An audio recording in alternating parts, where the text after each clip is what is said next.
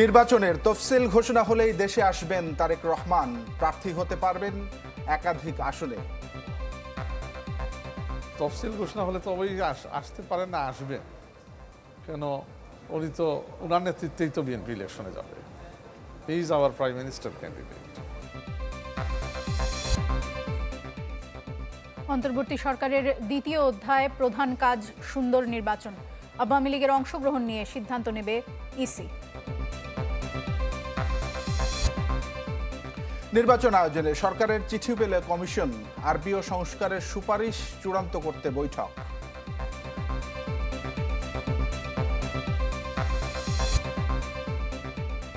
ঘুরতে যাওয়া অপরাধ নয়, শোকজের জবাবে পাটোয়ারি।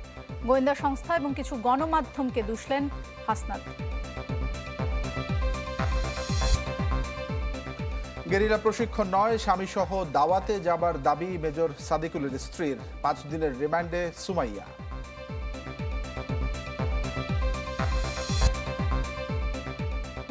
ভারী বৃষ্টিতে চট্টগ্রামে ব্রিজ ভেঙে সড়কে ভয়াবহ ধস, একপাশে যান চলাচল বন্ধ থাকায় চরম দুর্ভোগ।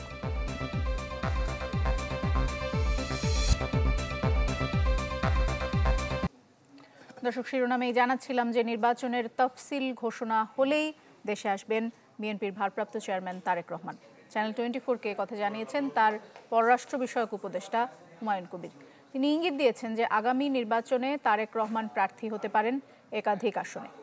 রিপোর্ট করেছেন শাহনেওয়াজ বাবলু। ১/১১ সেনা সমর্থিত তত্ত্বাবধায়ক সরকারের আমলে গ্রেফতার করা হয় বিএনপির তৎকালীন সিনিয়র ভাইস চেয়ারম্যান তারেক রহমানকে। পরের বছর জামিন দিয়ে তাকে দেশ ছাড়তে বাধ্য করা হয়। পাড়ি দেন লন্ডন। শুরু হয় তারেক রহমানের নির্বাসিত জীবন। এরপর কেটে গেছে 17টি বছর। 5 আগস্ট গণ অভ্যুত্থানের পর 1/11 এবং আওয়ামী লীগ আমলে হওয়া সব মামলায় খালাস পান তারেক রহমান। স্বৈরাচার মুক্ত করেছি দেশ, দেশের মানুষ স্বৈরাচারকে বিদায় করেছে এই দেশ থেকে। এখন সামনের দিনে হচ্ছে দেশ গড়ার পালা। এরপর থেকে অনেকের প্রশ্ন, নতুন বাংলাদেশে কবে ফিরবেন তারেক রহমান?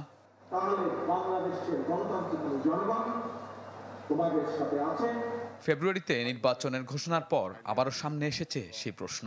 সুনির্দিষ্ট দিনক্ষণ উল্লেখ না করলেও তারেক রহমানের পররাষ্ট্র বিষয়ক উপদেষ্টা চ্যানেল 24-কে জানান, তফসিল ঘোষণা হলেই দেশে আসবেন দলের ভারপ্রাপ্ত চেয়ারম্যান।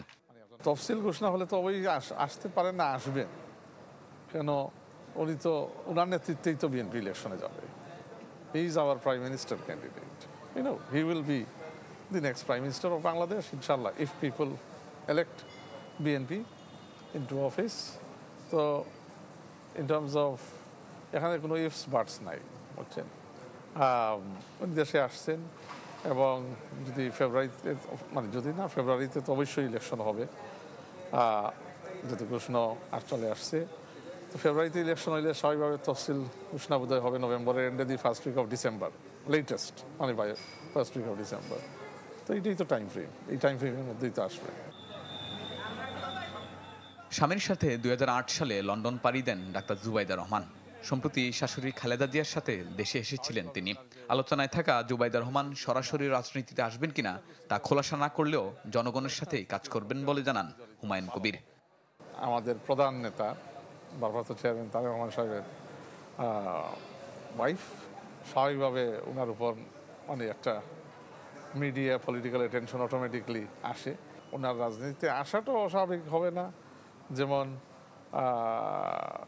মানে ডিসমিসও করা যাবে না, আবার আসবেন যে মানে দ্যার ইজ আ হারি for her to enter politics, ওই ধরনের কোনো এনভায়রনমেন্ট প্রিভেল করতেছে না। আমার প্রেডিকশন বলে উনি মানুষের কাছাকাছি কাজ করবেন, বিএনপির আমব্রেলার আন্ডারে থেকেই, মানে শিল B close to the people always. আগামী নির্বাচনে একাধিক আসনে তারেক রহমান ভোট করতে পারেন বলেও ইঙ্গিত দেন হুমায়ুন কবির। আর জয়ী হলে এবারই প্রথম সংসদে পা রাখবেন জিয়াপুত্র তারেক রহমান। ধারাবাহিকতা আছে যে সিনিয়র লিডাররা, পার্টির লিডাররা অনেক সময় একাধিক আসন থেকে নির্বাচন করেন। Shahnewaz Bablu, channel 24, Dhaka. World class innovation নিয়ে ওয়ালটন এখন দেশের সীমানা পেরিয়ে পৌঁছে গিয়েছে 50টিরও বেশি দেশে। গণপ্রতিনিধিত্ব আদেশ বা আরপিও সংস্কারের একগুচ্ছ সুপারিশ চূড়ান্ত করতে বৈঠক করেছে নির্বাচন কমিশন। প্রধান নির্বাচন কমিশনার এএমএম নাসির উদ্দিনের সভাপতিত্বে সকালে শুরু হওয়া বৈঠক চলে বিকাল পর্যন্ত। দর্শক, সাংবাদিকদের এই মুহূর্তে ব্রিফ করছেন নির্বাচন কমিশনার আবুল ফজল মোহাম্মদ সানাউল্লাহ। আমরা সরাসরি যাচ্ছি তার বক্তব্যে। শেষ মুহূর্তে যদি তারা আদালতে গিয়ে প্রার্থিতা ফেরত পান, তাহলে সেই সব আসনের ভোটের কি হবে প্রবাসীদের ক্ষেত্রে বিশেষ করে? তো আমাদের কাছে আপাত দৃষ্টিতে মনে হচ্ছে যদি এই ধরনের অবস্থা তৈরি হয়, তাহলে সেই সব আসনের পোস্টাল ব্যালট হিসাবে নেওয়া যাবে না। এটা একটা বড় ধরনের সমস্যা আমাদের সামনে থাকবে। তবে আমরা এটাও খতিয়ে দেখছি যে আইনগতভাবে কোনোভাবে একটা করা যায় কিনা, যে একটা ন্যূনতম সময়ের আগে যেন এই আইনি প্রক্রিয়াগুলো সম্পন্ন করা যায়, যে প্রার্থিতা ফেরত পাওয়ার বা ইত্যাদি ইত্যাদি। নির্বাচন কমিশনের এন্ডে যে সময়টা আছে সেই সময়টা কোনো সমস্যা না, বাট এরপরেও তো কেউ কেউ আদালতে শরণাপন্ন হন এবং দু একজন ফেরত পানও। যদি সেই প্রক্রিয়াটা আমাদেরকে সম্পন্ন করতে হয়, তাহলে এই জায়গাটাতে একটা ভয়েড আমাদের থেকে যাচ্ছে। তবে আমরা যে বর্তমানে যে ব্যবস্থাটা আমরা রেকমেন্ড করছি, তাতে করে আমরা আশা করি বৈশ্বিক যে ওয়েস্টেজ রেট আছে 24% থেকে শুরু করে প্রায় 50% পর্যন্ত, আমাদের ওয়েস্টেজ রেট ইনশাল্লাহ অত হবে না। এটা গেল একটা। আর আপনারা খরচের ব্যাপারে হয়তো জানতে চাইবেন। হ্যাঁ, এটা একটা ডেফিনেটলি একটা আপনার ব্যয় সাপেক্ষ একটা প্রসেস। একটা শুধুমাত্র পোস্টালে আপনার আনা নেওয়া করতে লাগবে আনুমানিক 500 টাকা। আগে যেটা 700 টাকা আমাদেরকে পোস্ট অফিস বলেছিল, এটা আমরা আরও কিছু করার পরে দেখেছি এটা 500 টাকায় করা সম্ভব অন অ্যান অ্যাভারেজ। আর এর বাইরে প্রিন্টিং ইত্যাদি ইত্যাদির জন্য আর একটা খরচ আছে। সো এই একটা এক্সপেন্ডিচার হবে। তো আমরা যেটা করেছি যে আমরা প্রতি লক্ষ ভোটারের জন্য একটা আনুমানিক হিসাব করে, যে আমরা তো জানি না কতজন রেজিস্ট্রেশন করবেন, কতজন ভোট দিবেন, আমরা একটা প্রাক্কলিত বাজেট সরকারের কাছে এটার জন্য ডিমান্ড করব, এই পোস্টাল ব্যালটটা শুধুমাত্র আপনার অনুষ্ঠান করার জন্য। আর পাশাপাশি আপনারা জানেন যে আমাদের ইতোমধ্যে একটা প্রজেক্ট প্ল্যানিং কমিশনে গিয়েছে, যেটা হচ্ছে আমাদের প্ল্যাটফর্মটা ডেভেলপ করা, রেজিস্ট্রেশন প্ল্যাটফর্ম ইত্যাদি ইত্যাদি, এবং এটাকে কন্ডাক্ট করানোর জন্য আমরা আশা করছি এটা অতি শীঘ্রই এই প্রজেক্টটাও পাস হয়ে যাবে। আর একটা বিষয় আপনাদেরকে অবগত করতে চাই, ওটা ছিল 48 কোটি টাকা, ওটা তো আপনাদেরকে গত ব্রিফিংয়ের সময় বলেছি। আচ্ছা, আর এইটা আমরা বললাম যে ধরেন প্রত্যেক 1 লক্ষ ভোটারের জন্য যদি আমার 600 টাকা হয়, তাহলে ধরেন কত হবে? আগে বলেছিলাম 700। এখন যদি আমরা ধরি যে 500 টাকা যদি আপনার পোস্টেজের জন্য যায়, আরও 100-200 টাকা প্রিন্ট ইত্যাদি সব কিছুর জন্য। দর্শক, নির্বাচন কমিশন থেকে কমিশনার আবুল ফজল মোহাম্মদ সানাউল্লাহ সাংবাদিকদের ব্রিফ করছিলেন, সেটি আপনাদেরকে সরাসরি দেখাচ্ছিলাম। অন্তর্বর্তী সরকারের দ্বিতীয় অধ্যায় শুরু হয়েছে। এই অধ্যায়ের প্রধান কাজ সুন্দর নির্বাচন, পাশাপাশি জুলাই হত্যার বিচার এবং সংস্কার। উপদেষ্টা পরিষদের বৈঠকে এসব বলেছেন প্রধান উপদেষ্টা ডক্টর মোহাম্মদ ইউনূস। বৈঠক শেষে প্রেস সচিব শফিকুল আলম জানিয়েছেন, নির্বাচনে আওয়ামী লীগের অংশগ্রহণ বিষয়ে সিদ্ধান্ত নেবে নির্বাচন কমিশন। অন্তর্বর্তী সরকার দায়িত্ব নেয়ার পর দ্বিতীয়বারের মতো সচিবালয়ে উপদেষ্টা পরিষদের বৈঠক। প্রধান উপদেষ্টার সভাপতিত্বে সকাল 10:30টায় শুরু হয় আলোচনা। এদিনের বৈঠকে সংস্কার কমিশনের সুপারিশ বাস্তবায়নের অগ্রগতি নিয়ে আলোচনা হয়। মাইলস্টোন ট্র্যাজেডিতে নিহত শিক্ষক মেহরিন চৌধুরীর নামে জাতীয় পদক প্রবর্তন, গাজীপুর ডিজিটাল ইউনিভার্সিটিকে university of frontier technology Bangladesh করার সিদ্ধান্ত হয়। সূচনা বক্তব্যে ডক্টর ইউনূস বলেন, অন্তর্বর্তী সরকারের দ্বিতীয় অধ্যায় শুরু হয়েছে, যেখানে প্রথম ও প্রধান কাজ সুন্দর নির্বাচন করা। এছাড়া অন্য দুটি বড় দায়িত্ব বিচার এবং সংস্কার। উনি বলেছেন যে আজকের থেকে দ্বিতীয় অধ্যায় শুরু। অবশ্যই আমাদের রিফর্ম এবং আমাদের ট্রায়াল, যেটা জুলাই অগাস্টে যে হত্যাকাণ্ড হলো, সেটার ট্রায়ালটা আমাদের একটা বড় দায়িত্ব, এছাড়াও দুইটা বড় দায়িত্ব। কিন্তু মূল কাজটা এখন, মূল ফোকাসটা, দ্বিতীয় অধ্যায়ের মূল ফোকাসটা হলো নির্বাচন। এক প্রশ্নের জবাবে প্রেস সচিব বলেন, আওয়ামী লীগ নির্বাচনে অংশ নিতে পারবে কিনা সে বিষয়ে জানাবে নির্বাচন কমিশন। স্মরণ করিয়ে দেন, বিচার শেষ না হওয়া পর্যন্ত দলটির সব কর্মকাণ্ড নিষিদ্ধ করেছে সরকার। এটা ইলেকশন কমিশন এটা আপনাকে জানাবেন। আমরা সরকারের তরফ থেকে আওয়ামী লীগের সর্বোচ্চ সমস্ত কার্যক্রম নিষিদ্ধ ঘোষণা করা হয়েছে, যতদিন না এটা ওদের বিষয়ে, ওদের লিডারশিপদের যে ট্রায়ালটা হচ্ছে, সেটা যতক্ষণ না কনক্লুড হয়। লেভেল প্লেইং ফিল্ড প্রশ্নে প্রত্যাশা জানান, নির্বাচনের সময় কোনো রাজনৈতিক দলের অভিযোগ থাকবে না। ফেব্রুয়ারিতে যে ইলেকশনটা হতে যাচ্ছে সেটা ফ্রি ফেয়ার হবে এবং এটা ফেস্টিভ মুডে হবে। আমরা সবাই আনন্দের সাথে ভোট দিব। এবং ওই সময় আমরা মনে করি কারো কোনো কমপ্লেন থাকবে না। আজকে প্রেস সচিব জানান, প্রশাসন কার্যকর আছে বলেই সরকারের পক্ষে এত অর্জন সম্ভব হয়েছে। এই ব্যুরোক্রেসি দিয়েই তো অ্যাচিভমেন্টটা হয়েছে।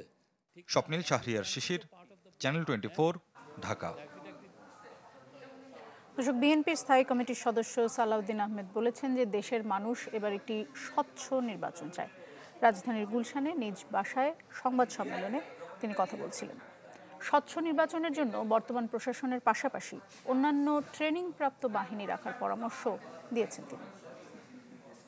নির্বাচন, নিউট্রাল নির্বাচন, তত্ত্বাবধায়ক সরকারের অধীনে নির্বাচন অনুষ্ঠানের জন্য ভোটাধিকার নিশ্চিত করার জন্য জনগণের এই দীর্ঘ সংগ্রাম আন্দোলন আমাদের করতে হয়েছে। নির্বাচনের প্রস্তুতি আমাদের সবসময় আছে, তবে এটা হালনাগাদ করতে হয়। এখন যেহেতু নির্বাচনের সময়সীমা ঘোষিত হয়েছে, আমাদের নির্বাচনী ইশতেহার প্রণয়ন, প্রার্থী সিলেকশন এবং নির্বাচনী অন্যান্য প্রস্তুতি, রাজনৈতিক সাংগঠনিক কার্যক্রম, এতে আমরা জোর দেব। এদিকে সময়সূচি চূড়ান্ত না হলেও নির্বাচনের ঘোষণায় নড়ে চড়ে বসেছে রাজনৈতিক দলগুলো। মিশ্র প্রতিক্রিয়া ভোটারদের মাঝে। বিশ্লেষকরা বলছেন, পেশি শক্তি আর টাকার প্রভাবমুক্ত গ্রহণযোগ্য নির্বাচন করাটাই আসলে বড় চ্যালেঞ্জ। ত্রয়োদশ জাতীয় সংসদ নির্বাচনে আরও এক ধাপ এগোলো অন্তর্বর্তী সরকার। ফেব্রুয়ারিতে ভোট আয়োজন নিয়ে কমিশনকে চিঠি দিয়েছে প্রধান উপদেষ্টার কার্যালয়। এই বার্তা পৌঁছেছে শহর থেকে গ্রামে, তাই নানা জল্পনা কল্পনা ভর করেছে প্রত্যন্ত অঞ্চলের মানুষের মাঝে। কারো মধ্যে উৎসব আমেজ, কেউ আবার আগের অভিজ্ঞতা থেকে সামনে আনছেন নানা প্রশ্ন। আগে তো জেলায় নির্বাচন হয়েছে, ভোট তো আমরা সঠিকভাবে কেউ দিতে পারছি, কেউ পারিনি। কেউ গেলেও ভোট হচ্ছে, না গেলেও ভোট হয়ে গেছে, এরকম পরিস্থিতি। ভোট দেওয়া ভালো না, কিছু মনে করো তোমাকে নাই দেখা পাইতে আমার ভোট দিয়ে লাভ কি। এবার আমরা ভোট দিব, মানে সকালে সবাই মিলে যাওয়া ভোটে, ভোট দেওয়ার মজাটা আলাদা। নির্বাচনের সময় ঘোষণার পর বেশ আশাবাদী বড় দল বিএনপি। আর দীর্ঘদিন পর পাওয়া ভোটের সুযোগ শতভাগ কাজে লাগাতে চায় জামায়াতে ইসলামী। বর্তমানে যে আমাদের কাউন্সিল হচ্ছে, এটা নির্বাচনে মূলত নির্বাচনকে কেন্দ্র করেই দলকে সুসংগঠিত করা, এটা নির্বাচনেরই একটা পার্ট। আমরা নির্বাচনের জন্য পরিপূর্ণ প্রস্তুতি নিয়ে আমরা আগাচ্ছি। আমরা সরকার যেই টাইমে নির্বাচন দেই, আমরা নির্বাচনের জন্য আমরা প্রস্তুত। আমাদেরকে ব্যতি রেখে যদি সরকার নির্বাচন করার চেষ্টা করে, তাহলে সেটা খারাপের দিকে যাবে। ব্যস্ততা বেড়েছে জেলার নির্বাচন অফিসগুলোতেও। এলাকা নির্ধারণ, চূড়ান্ত ভোটার তালিকা তৈরি আর নতুন দলের নিবন্ধনে কাজ করছেন কর্মকর্তারা। তবে এত বড় আয়োজন সফল করার পেছনে বড় চ্যালেঞ্জ দেখছেন বিশ্লেষকরা। ভোটার তালিকাটাই আপডেটেশনের কাজ চলছে, ভোট কেন্দ্রটার কোনো চিঠি আসে নাই, তারপরে আমরা সম্ভাব্য ভোট কেন্দ্রগুলো এইটা অলিখিতভাবে আমরা দেখে যাচ্ছি। সমস্ত ভোটারদের নিরাপত্তা নিশ্চিতে আইন শৃঙ্খলা বাহিনী কঠোর হবে, নিরপেক্ষ হবে এবং জনগণের ভোটাধিকার নিশ্চিত করার জন্য যা যা করা দরকার তার সর্বোচ্চটা করবে। এখন ভোটের দিনক্ষণ চূড়ান্তের অপেক্ষায় নেতাকর্মী ও সাধারণ মানুষ। Harun Rashid Chowdhury, channel 24, Naogaon. Diploma full cream milk powder যুগ যুগ ধরে ডেসার্টকে বানায় এতটা ডিলিশিয়াস, যার চোখ ধাঁধানোর স্বাদের কাছে হারবে সবাই। নিউজিল্যান্ডের জুলাই গণ অভ্যুত্থানের বর্ষপূর্তির দিন কক্সবাজার সফরে যাওয়ায় দলের কারণ দর্শানোর নোটিশের জবাব দিয়েছেন জাতীয় নাগরিক পার্টি নেতা নাসিরউদ্দিন পাটোয়ারী এবং হাসনাত আবদুল্লাহ। জবাবে নাসিরউদ্দিন পাটোয়ারী বলেছেন যে ঘুরতে যাওয়া কোনো অপরাধ নয়, সাগরের পাড়ে বসে গভীরভাবে ভাবতে চেয়েছি গণ অভ্যুত্থান, নাগরিক কমিটি, নাগরিক পার্টির কাঠামো, ভবিষ্যৎ গণপরিষদ এবং একটি নতুন গণতান্ত্রিক সংবিধানের রূপরেখা নিয়ে। আর শোকসকে বিধি বহির্ভূত আখ্যা দিয়ে রাজনৈতিক প্রজ্ঞা নিয়ে প্রশ্ন তুলেছেন হাসনাত আবদুল্লাহ। তিনি বলেন, রাষ্ট্রীয় গোয়েন্দা সংস্থা এবং কিছু গণমাধ্যম প্রপাগান্ডা ছড়িয়েছে। তার দাবি, দলীয় প্রধানকে জানিয়েই কক্সবাজার ভ্রমণে গেছেন তারা।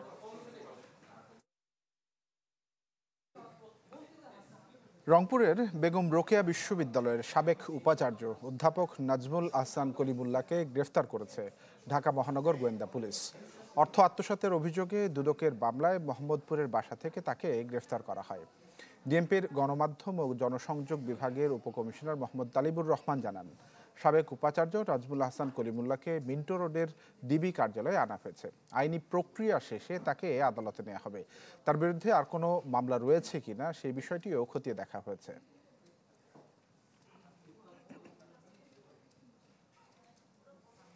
সিঙ্গাপুর এবং মালয়েশিয়ায় ১৯৫ কোটি টাকা পাচারের মামলাতে বহিষ্কৃত যুবলীগ নেতা জি.কে. শামীমকে ১০ বছরের কারাদণ্ড থেকে খালাস দিয়েছেন হাইকোর্ট। বিচারপতি এ.এস.এম. আব্দুল মবিন এবং বিচারপতি মোহাম্মদ জাবিদ হোসেনের হাইকোর্ট বেঞ্চ জি.কে. শামীমের আপিল মঞ্জুর করে তাকে খালাস দেন। ২০২৩ সালের ১৭ জুলাই জি.কে. শামীমকে ১০ বছরের সাজা দেয় ঢাকার একটি আদালত। ঢাকার বিশেষ আদালত ১০-এর বিচারক মোহাম্মদ নজরুল ইসলাম সেই সময় রায়ে বলেছিলেন, প্রসিকিউশন জি.কে. শামীমকে এবং অন্যদের বিরুদ্ধে অভিযোগ প্রমাণের ভিত্তিতেই সাজা দিয়েছে।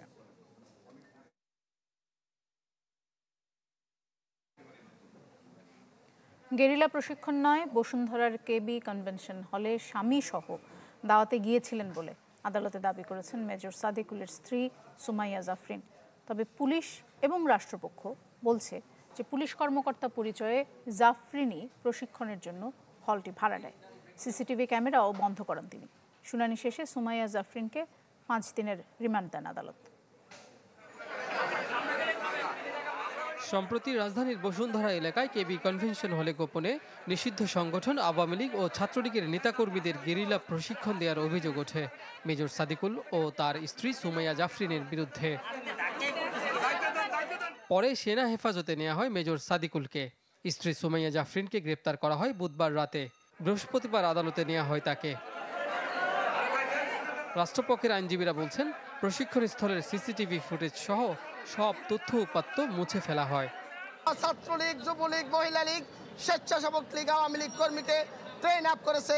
তাদের এই প্রোগ্রামের উদ্দেশ্য ছিল হাসিনা যখনই প্ল্যান দিবে, ডাক দিবে, তখনই তারা শাহবাগ মোড়ে এসে উপস্থিত হবে।